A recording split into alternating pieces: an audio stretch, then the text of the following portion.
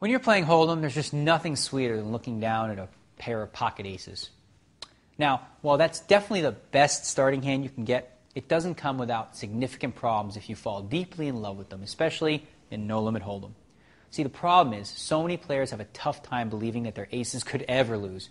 It happens, okay? It happens to everybody. In fact, even 7-deuce offsuit will beat aces about 12.5% of the time.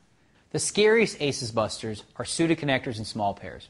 A hand like 6-7 suited, that's going to beat aces more often than you think. Even a pair of deuces are going to crack aces some of the time. For example, let's say you raise before the flop with your aces and your opponent calls you with pocket deuces. If the flop comes jack, 6, deuce, all different suits, your pair of aces are in for some big trouble. It's tough to just throw the hand away on such a ragged flop, which is exactly what makes playing a hand like deuces so alluring. The deuces are so much easier to play.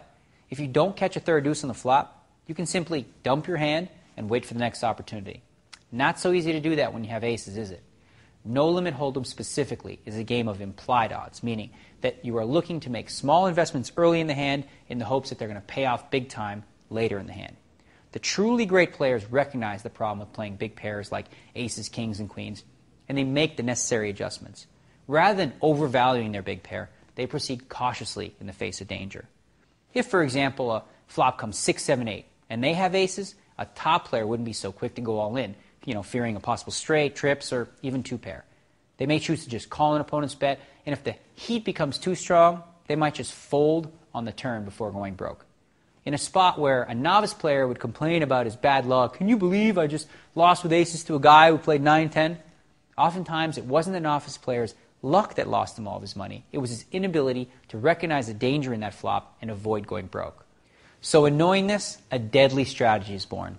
If you're facing an opponent who isn't capable of folding big pairs after the flop, it would make sense to play with that type of player with weaker hands, even though you're fully aware that your opponent has a big pair. In fact, with a hand like pocket 3s, 4s, or 5, 6 suited, that's precisely what you want him to have. You want him to have aces. That way, if you're lucky enough to hit a monster flop, you'll have that poor sucker on the ropes desperately hoping for a miracle ace to save him.